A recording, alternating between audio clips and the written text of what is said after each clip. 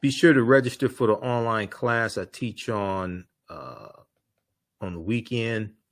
On Saturdays, it is Ancient Kemet, the Moors, and the Maafa. Understanding the transatlantic slave trade, what they didn't teach you in school. I do a PowerPoint presentation. We have book references, articles, video clips, and we deal with thousands of years of history and what leads up to the transatlantic slave trade taking place. So you can use this information with your children. Also, I would say the content is PG-13,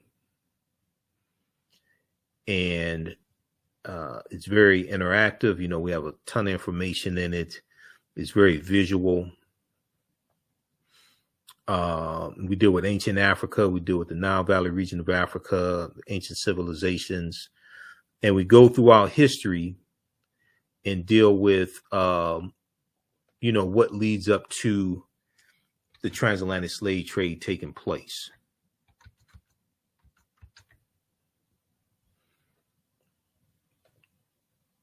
Okay, let me flip over this here. So I'll post the link again. You can register for the class. Then also it's at our website, AfricanHistoryNetwork.com. Okay, so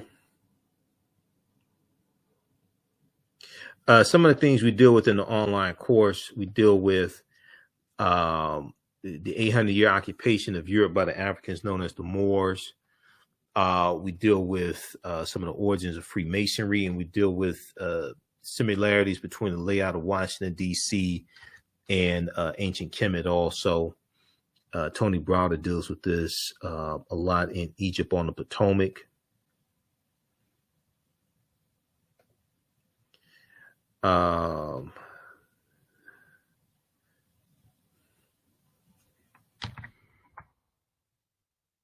Browder deals with this a lot in Egypt on the Potomac also, and that's one of the books we use in the class. So we deal with the first Holy Trinity of Ausar, Auset, and Heru, who the Greeks called Isis, Osiris, and Horus. And we deal with a timeline of history as well, thousands of years that lead up to the transatlantic slave trade taking place. Okay. And when we look at the Tekhen that comes out of the mythology of Ausar, Auset, and Heru, the Greeks called it an Obelisk. There were approximately 1,200 Tekhenu built in ancient Kemet, but only about a dozen are found today in Egypt. And many of the Tekhenu removed from Egypt are now in Istanbul, Turkey, London, England, Paris, France, Berlin, Germany, New York, Rome, Italy, Vatican City, and elsewhere throughout the world. The Tekhenu are now called obelisks by their new owners, and few know their origin or that they symbolize the resurrection of the African king Ausar. If you read Egypt on the Potomac, page 17, Browder breaks this down there. Now, I'm going to just deal with a couple of quick things here because I'm having some technical difficulties here. So the word Mason is derived from the Latin words mass and sun. Mason means child of light and expresses the desire to pursue light, which is a metaphor for the sun, which symbolizes knowledge. The term child of light or sons and daughters of light was first used to identify students who had completed 42 years of study in the temples of ancient Kemet. Many Masonic temples were modeled after the temples of ancient Kemet, places where light or knowledge was imparted in a series of steps or degrees. Okay. Now, if we look at, so there's over 200 slides in the class, and we do a PowerPoint presentation. I have over 50 articles that we reference, various books. You don't have to buy any of the books to be able to follow along in class. But we go through and look at history, everything from the judgment scene to and then if we go through, let's see here. We look at some of the origins of Christmas as well and why Christmas is celebrated on December 25th. One thing that's important to understand is the patron saints.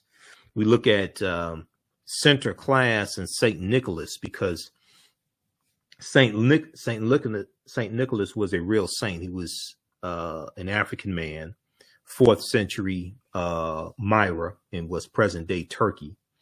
Greek Orthodox bishop, born in 280 AD, Common Era, born to wealthy parents, and gave away his inheritance to the poor. And one of the things we talk about is Sinterklaas, who is the religious is a religious character that we see in Holland and the Netherlands, things like this. Sinterklaas in Dutch means Saint Nicholas. Okay, Sinterklaas in the Dutch language means Saint Nicholas, and we're going to see that it's going to be this religious figure of Sinterklaas that wears red and white.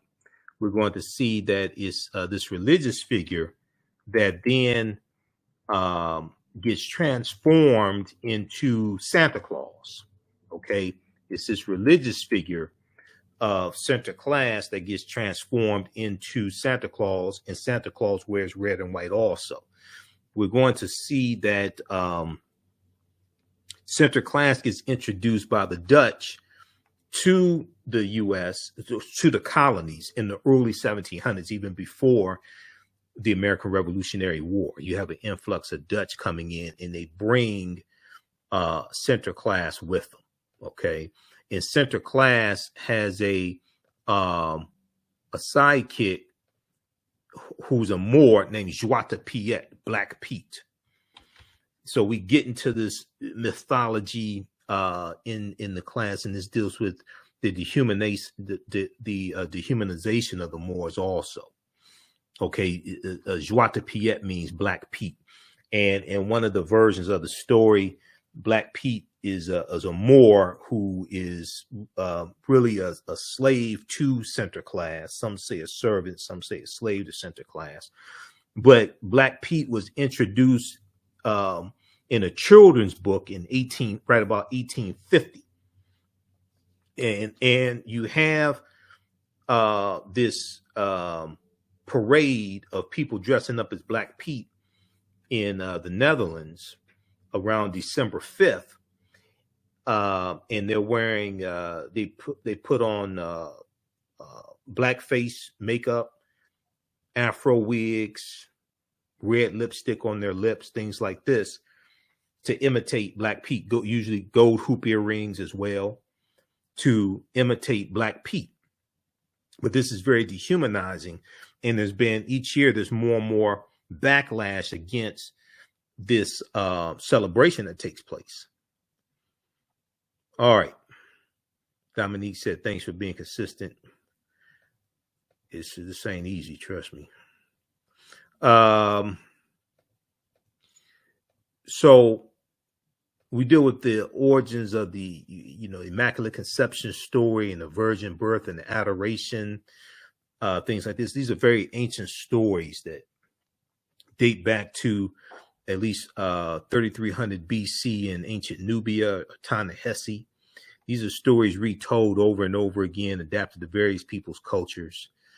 We deal with why Christmas is celebrated on December 25th as well. So we go throughout history to understand what happened to us. We look at the, even before slavery existed, we deal with the African presence in the Americas and in South America, going back at least 56,000 years ago. We look at some work from Dr. David Imhotep, who wrote the book, The First Americans Were Africans, Documented Evidence. Some of you all have seen the interviews I've done with him. He's a friend of mine. I've interviewed him a number of times. Some of you have heard seen some of the interviews. Some of you have read his book. His new book is out. His second one, The First Americans Were Africans, Revised and Expanded. We deal with we look at some of the pre-Christian origins of Christmas as well. The festival of Yule, Saturnalia, the Roman festival of Saturnalia, the Persian festival of Mithra. These are precursors to the Christian celebration of Christmas. Okay, so you know, historical events don't happen in a vacuum. They are the culmination of a sequence of historical events that take place, and we have to understand how all this is connected. All right, we look at the film Black Panther and the African influence in the film Black Panther. There were 11 different African cultures that we see represented in the film Black Panther. And when you see the Panther deity of Bast, the Black Panther, the Black actual Panther deity that they say watches over the people of Wakanda. Well, Bast or Bastet in ancient Kemet was an ancient Egyptian goddess or ancient Kemetic goddess or neter, worshipped in the form of a lioness and later a cat. She was a neter of warfare in Lower Kemet and worshipped as early as the Second Dynasty, or around 2890 BCE, before the Common Era. When we look at Wakanda in the comic books and Wakandan religion and its tribes, the religion of the Wakandan people, and Wakanda is made up of 18 different clans of people, or 18 different cultures. Okay, you have the Jabari tribe, you have the crocodile tribe, things like that. Wakanda, even though it's one nation, there are different ethnic groups in Wakanda. There's 18 different tribes that make up the people of Wakanda.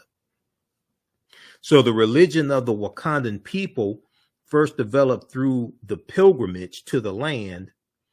In their conflict with the originators, the gods of Wakanda formed from the heroes of humans within the tribe. Ascending to the status of a god, these heroes became known as the Orishas. Now, the Orishas are the name. That's what the deities in the spiritual system of Ifa, practiced amongst the Yoruba in Nigeria, is called the Orisha. The deities, the forces of nature, just like the Neteru, they're called the Orisha.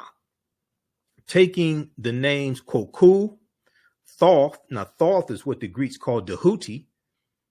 Okay, Dehuti is the one that delivers the Annunciation to the Virgin Auset that she's going to give birth to Heru, who the Greeks called Horus, what you call an Immaculate Conception. That's Dehuti, who is the neter of divine articulation of speech and science and mathematics, things like this. That's Dehuti that has the ibis, the deity with the ibis head. That's Dehuti that delivers the Immaculate Conception. Okay, well, the Greeks called Dehuti Thoth. So you have the names Koku, Thoth, Bast, coming from Bastet, from ancient Kemet, Mujaji, and Ptah, which is one of the original neter, Ptah, coming from ancient Kemet, and Niami. The Orishas' origins date back to the ancient Egyptian beings known as the Ennead. Now, this is straight from the Black Panther comic book. This is straight from the world of Wakanda. The Ennead is Greek, which means 9. It refers to the original 9 Neteru, the Ennead. So when you get into so this is just a few other things that we deal with in the class is deep. That's why it's 10 weeks, right? What are the Ennead? Ennead means group of 9 in Greek. In Kemet, they were called Pesjet. The 9 Neteru were Atom, the sun, Shu, air, Tefnut, moisture, Geb, earth, and Nut, sky, Ausar and Auset, Seth, and Nephthys.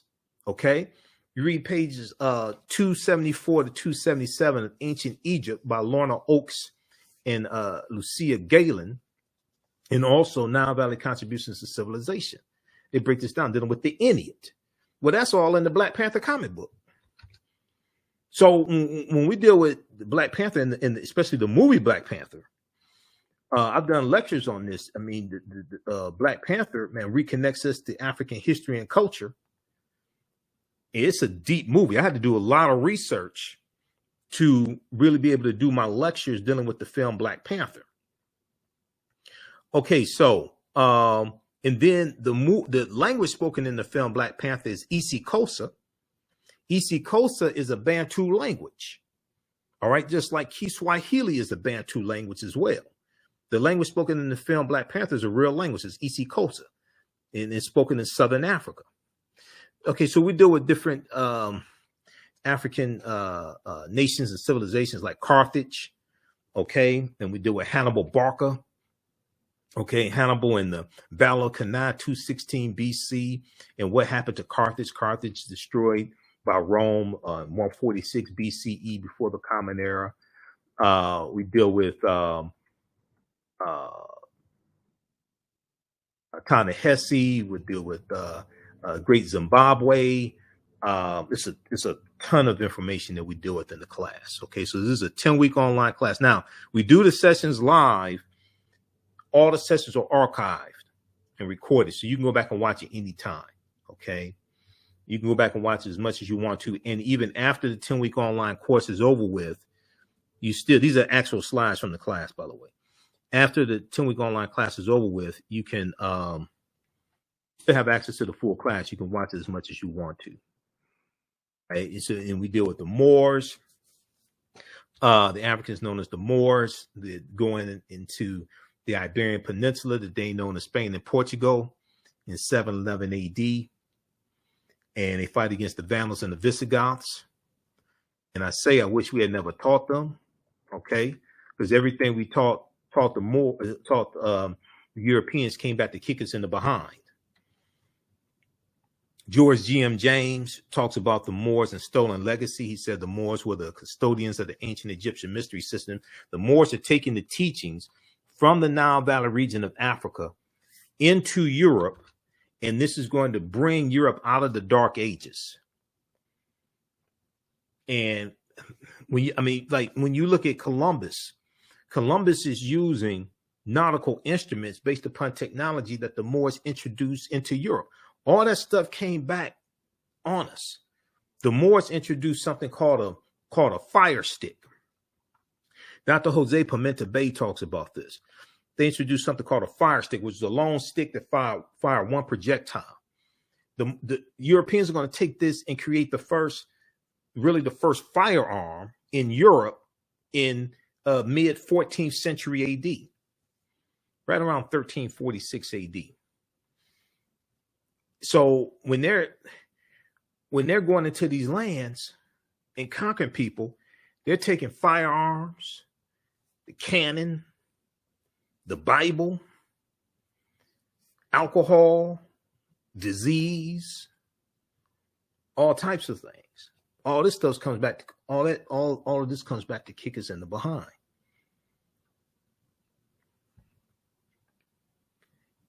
Okay. So then we go through and look at a timeline of history so we can put all this history in chronological order. All right. We deal with General Tariq ibn Ziyad, 711 AD, who goes into the Iberian Peninsula, and the Moors fight against the Vandals and the Visigoths, and where they land it's called Tariq's Mountain, or Jebel Tariq, also known as Gibraltar, or the Rock of Gibraltar, named after Tariq ibn Ziyad. We talk about Saint Maurice, the Moor, the Black Moor Saint Maurice, who became a patron saint to Germany. So we have to, especially during African American History Month, Black History Month, we have to deal with this type of history. Okay. Yes, we talk about yes, we have to talk about the history of slavery, but put it into historical perspective. Okay. This is, you have to deal with the history before 1441, before the transatlantic slave trade begins. You have to deal with the history before 1526 and the Spanish are taking Africans into the territory we call South Carolina and Georgia. You have to deal with the history before 1619 in Virginia. And the 20 and odd Africans are on the White Lion pirate ship in exchange for food and water and supplies. We can't start our history conquered by Europeans, shackled in chains. Okay, our history doesn't begin there. And if you think that your history starts in slavery, you'll mistakenly think anything you do after slavery is somehow progress. These are the national flags of Corsica and Sardinia. Okay, the French island of Corsica and the Italian island of Sardinia. They have the Moors' heads on them because the Moors were in those areas, and it took a monumental effort to conquer the Moors. So they have the Moors, the African Moors' heads on their national flags today. When you research this, they still have them on their national flags today.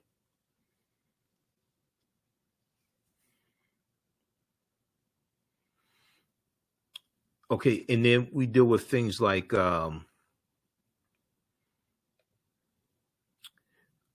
Christopher. We have to deal with Columbus, and one of the books we look at is Christopher Columbus and the African Holocaust, Slavery and the Rise of European Capitalism. We look at Columbus and what was Columbus searching for? What was his deal with King Ferdinand and Queen Isabella? But when, Columbus never comes to the land that we call the United States of America. The closest he comes here is Cuba, which is 90 miles away. He never comes to the land that we call the United States of America. Where does he go? His first voyage in 1492, he goes into the Bahamas, what he calls San Salvador, which means Saint Savior. He goes into Cuba. He goes to Hispaniola. And on the western portion of the island of Hispaniola, the western third of the island of Hispaniola, is Santo Domingo or Saint Dominique, or what becomes Haiti or Haiti. Okay, Haiti coming from the name from the Taino, Haiti. And then we know that we know France is going to take over Haiti.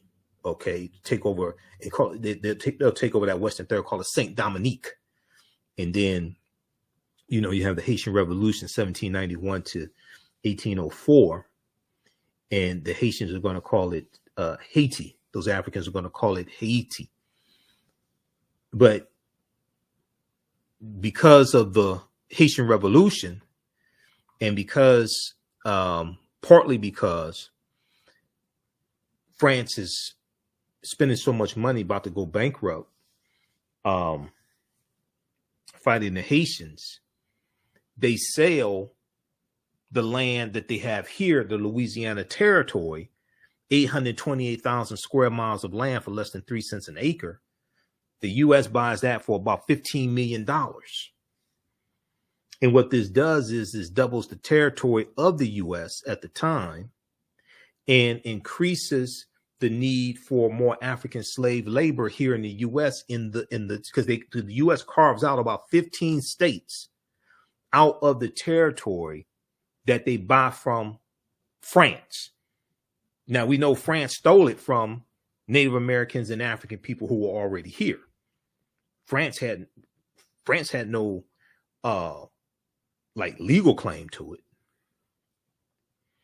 But because of the increase of land that the U.S. gets, this increases the need for African slave labor in those territories that they decide to have slavery.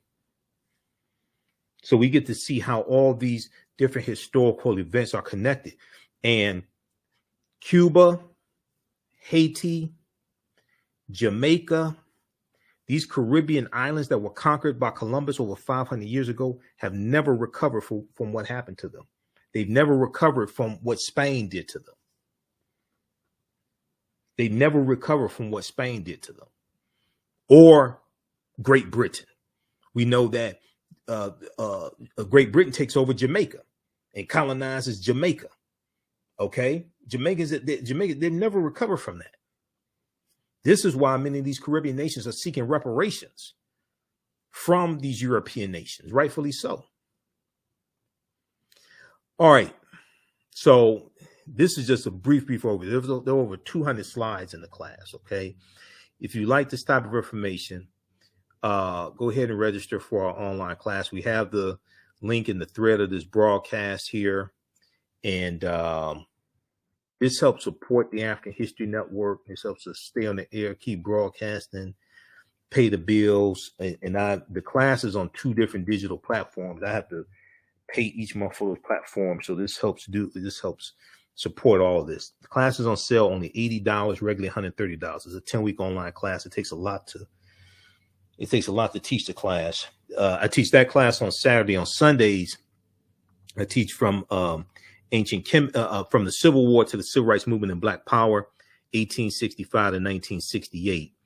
And that's both classes are 2 p.m. to 4 p.m. each day, one on Saturday, one on Sunday. If you miss class, that's fine. All the sessions are archived and recorded. You can go back and watch it anytime, not a problem. If you've taken any of my online classes in the past, email me at ahnshow@africanhistorynetwork.com. You get a 50% discount. Okay. Now, as soon as you register, there's content you can start watching. You can watch last week's class and there's bonus content. There are also going to be 15 bonus lectures that you get from me when you register for Understanding the Transatlantic Slave Trade. It's the Michael Imhotep 15 lecture bundle pack, the Black History Month bundle pack. You get the lectures in digital download format. Okay, so they'll be there because I'm uploading those this weekend. So you get 15 extra lectures. So it's a huge value that you get. Now, you can register for both classes. We have a bundle pack where you can register for both classes for only $120. The classes are regularly $230 each. We have a bundle pack. You can register for both classes for $120. Okay. And if you've taken any of my online classes before, and I've been teaching these classes since 2017, Understanding the Transatlantic Slave Trade, I've been teaching that on and off since 2017. And from the Civil War to the Civil Rights Movement and Black Power, I've been teaching that since 2021, because there's so much information I had for Understanding the Transatlantic Slave Trade. There's so much information. I could not get all of it into 10, 11, or 12 weeks. So from the Civil War to the Civil Rights Movement and Black Power, I had to split that up. Now, see, this is the binder that I use for the second class, where we deal with history from. We start with the Louisiana Purchase in 1803. Okay, but this is the binder. Everything from the Louisiana Purchase to the Missouri Compromise of 1820 to the Kansas-Nebraska Act of 1854, Mexican-American War 1846, 1848, Treaty of Guadalupe Hidalgo 1848. We did all that in the second class. So we can go through and analyze history in Dr. Leonard Jeffries is one of my teachers. So when he teaches history in 50-year increments. Okay.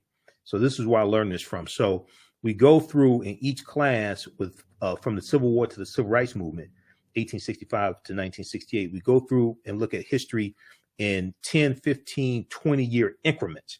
There's a timeline of history that we look at, but then we go through and break this down to understand what led to the Civil War taking place.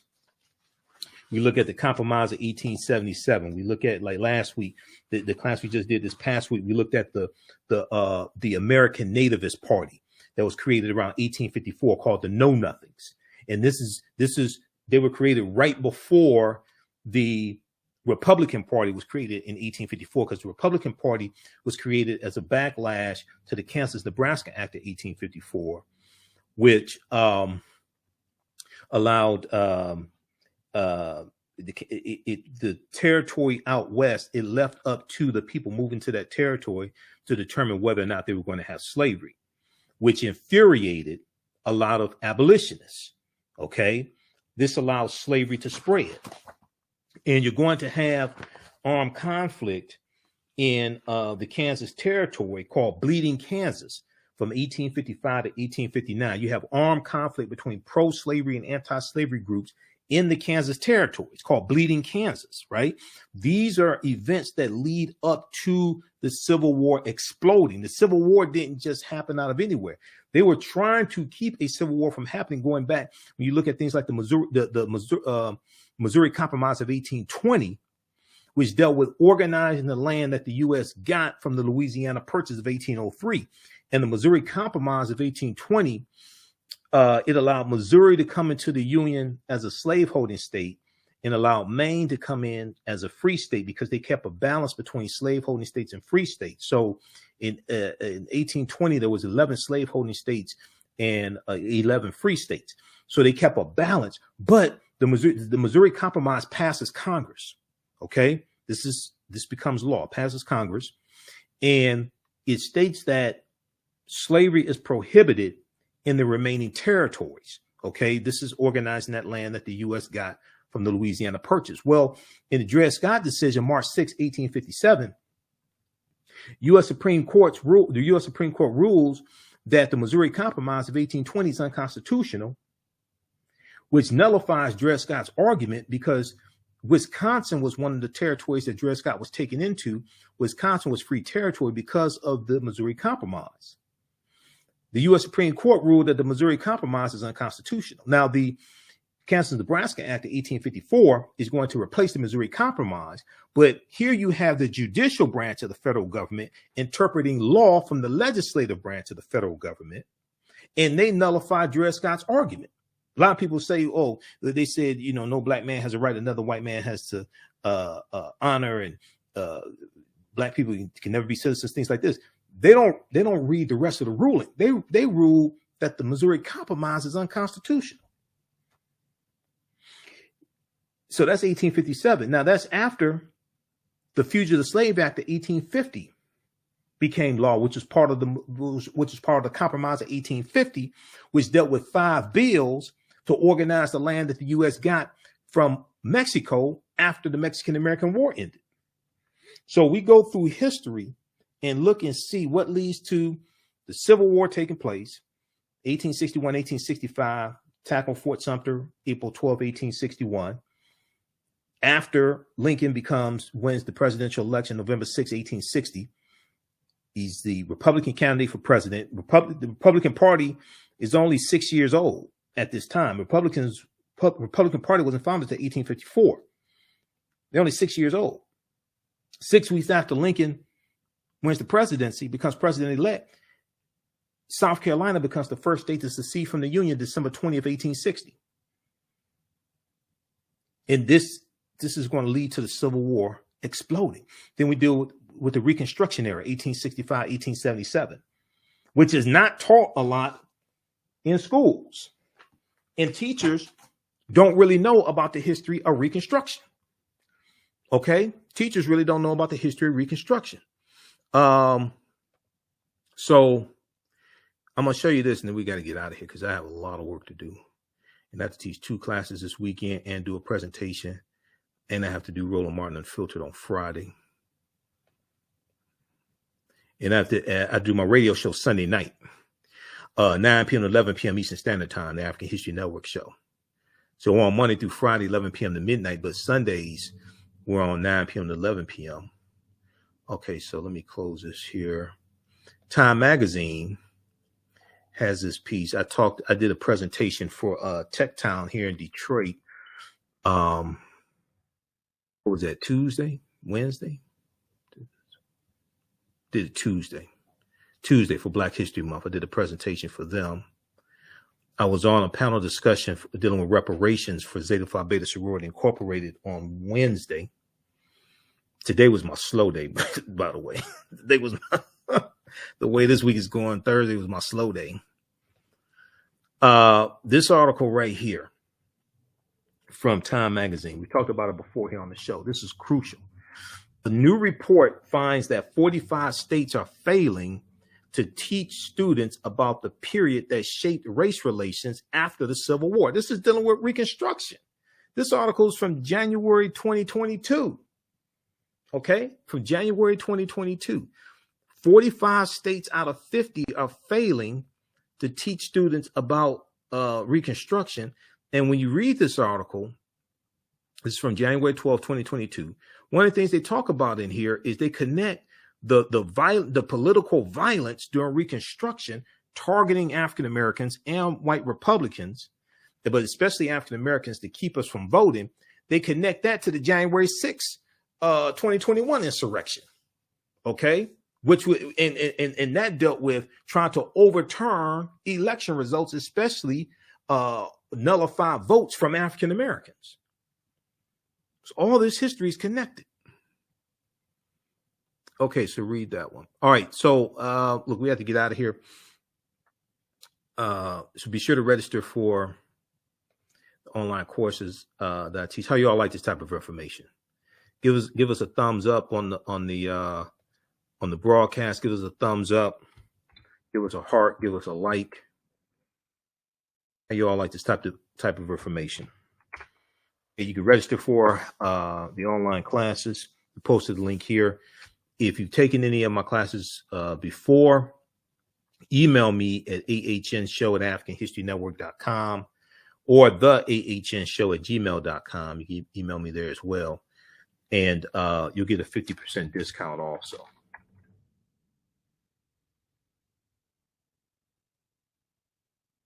And then also, if you like this type of information, you want to support the African History Network, $ the AHN Show through Cash App, $ the AHN Show through Cash App, also through PayPal, paypal.me / the AHN Show, paypal.me / the AHN Show. And we have the link there in the broadcast here as well.